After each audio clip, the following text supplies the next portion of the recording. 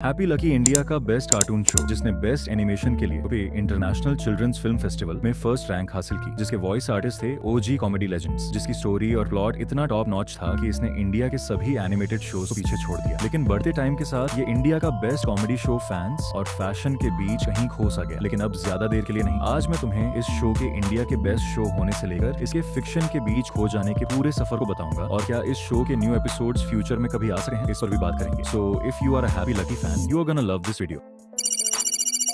First of all, वहीं Lucky का nature Happy से जस्ट ऑपोजिट है। लकी आलसी और मजाकिया टाइप का रैकून है, और शो में कुछ अदर कैरेक्टर्स भी हैं जैसे पप्पू, बंटी और टीना, जिनमें आई थिंक पापू लकी का कजिन है। मतलब ऐसा कुछ कंफर्म नहीं है, पर जहां तक इन दोनों को शो में दिखाया गया है उस हिसाब से तो ये दोनों भाई ही लगे। अगर तुम्हें कंफर्म हो तो मुझे कमेंट में बता सकते हो। बंटी एक भैंसा है और जो टीना नाम की कैरेक्टर है वह इन दोनों की पसंदीदा औरत है। शो की स्टोरी इन्हीं कैरेक्टर्स के अराउंड घूमती रहती है। इस शो में स्टोरी को कुछ इस तरीके से डिजाइन किया गया था कि लकी की एक स्पेसिफिक हरकत एक स्पेसिफिक एपिसोड के लिए होती थी, जिसमें पिछले एपिसोड की अगले एपिसोड से कनेक्ट नहीं करती थी। लाइक अदर कार्टून शोज जैसे ट्रांसफॉर्मर्स प्राइम या बेन 10, इन शोज में स्टोरी पिछले आए एपिसोड से कनेक्ट करके चलती थी, पर हैप्पी लकी में ऐसा कुछ नहीं था। और इस शो में मैंने एक बात नोटिस की है कि इस शो में स्टोरी से ज्यादा लोगों को हंसाने पर ध्यान दिया जाता था, जो कि मेकर्स का एक राइट डिसीजन था, क्योंकि जिस स्पेसिफिक ग्रुप ऑफ ऑडियंस के लिए ये शो था उन्हें स्टोरी से ज्यादा कोई फर्क नहीं पड़ता था। अब बात करते हैं इस शो बजट एनिमेशन की जरूरत भी नहीं थी। जस्ट बिकॉज एक कॉमेडी शो में उसका एनिमेशन नहीं, उसकी स्टोरी और जोक्स मैटर करते हैं, और जोक्स भी कोई भी नहीं डाले जा सके। ऐसे मैंने पहले कहा, इस शो स्टोरी इतनी कुछ खास नहीं है, बट इस शो के मेजर जोक्स हैं जो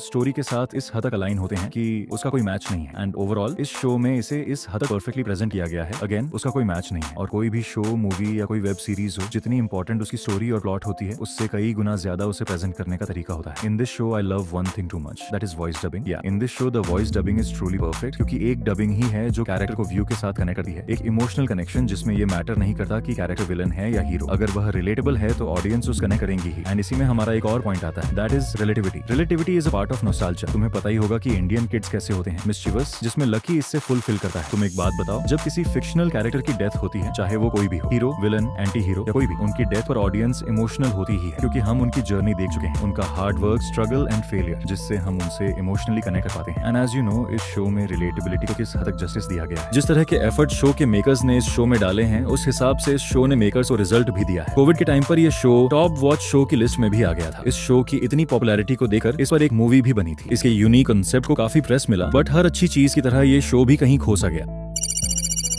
वी ऑल नो कि ये शो 2014 में आया था एंड ब्ला ब्ला, बट क्या तुम ये जानते हो कि इस शो के साथ क्या हुआ? मतलब इतना unique concept, unique style of presentation और बहुत कुछ। फर्स्ट रीजन जो इस शो के फेल होने का है, ऑडियंस लूजिंग इंटरेस्ट। इस शो से ऑडियंस अपना इंटरेस्ट लूज कर रही थी। इसका एक ऑब्वियस सा रीजन है, रिपीटेड कंटेंट। तुम एक ही चीज को 3 साल तक नहीं दिखा सकते। इवन 3 साल तक तो बहुत ज्यादा बोल दिया मैंने। तुम 3 हफ्तों तक भी एक ही कॉन्सेप्ट को नहीं दिखा सकते। ना जाने शो के मेकर्स कौन सा नशा करके बैठे थे, ना ही स्टोरी चेंज, नहीं कुछ, जिससे ऑडियंस ने इस शो से अपना इंटरेस्ट लूज कर दिया, जो कि ऑब्वियसली होना ही था, क्योंकि जो इसकी किड ऑडियंस थी उनके पास मल्टीपल चॉइस थी। और फिर इसी बीच कोविड खत्म हो गया। जो बूस्ट कोविड ने इस शो को दिया था वह धीरे धीरे खत्म हो गया, जस्ट बिकॉज जो इसकी ऑडियंस थी वह जनरली स्कूल जाने वाली ऑडियंस थी, क्योंकि स्कूल अब खुल चुके थे, जिससे जो ओवरऑल वॉचिंग स्टिक थी वह ऑब्वियसली डाउन होनी थी। अब टीआरपी डाउन है तो ऑब्वियसली अर्निंग भी ड्रास्टिकली कम होगी। और कोई भी काम है जिसमें तुम एफर्ट डाल रहे हो, तुम उससे यही एक्सपेक्ट करोगे कि जैसा तुमने इनपुट डाला है वैसा आउटपुट भी निकले। बट हैप्पी लकी की केस में ऐसा नहीं था। मेकर्स एफर्ट उतना ही डाल रहे थे जितना कि स्टार्टिंग में डाल रहे थे, बट अर्निंग उस तरह नहीं हो रही थी, जिससे ऑब्वियसली सी बात है शो बंद होगा ही। अब क्या हम इस शो को दोबारा से देख सकें? जिसका एक सीधा सा आंसर है हाँ, ऑडियंस चाहे तो कुछ भी करवा सकती है, जिसके लिए एक बड़ा चंक ऑफ ऑडियंस चाहिए। बट क्या हमें रियली शो की जरूरत है? ऑब्वियसली नॉट, क्योंकि जो हमारा चाइल्डहुड था जिसमें हमने इसे एंजॉय किया था वह अब जा चुका है, और मे बी अब हमें ये शो पसंद भी ना आए। And I proud of me कि मैं एक ऐसी जनरेशन हूँ जिसमें इतनी लेजेंडरी कार्टून शोज को देखा है, transformers prime, Ben 10, happy lucky and much more. So that's it for this video. अगर तुम्हें वीडियो पसंद आए तो लाइक करो, और अगर मेरी आवाज पसंद आए तो सब्सक्राइब करो। And sorry for too much late, और मिलते हैं किसी नए टॉपिक के साथ।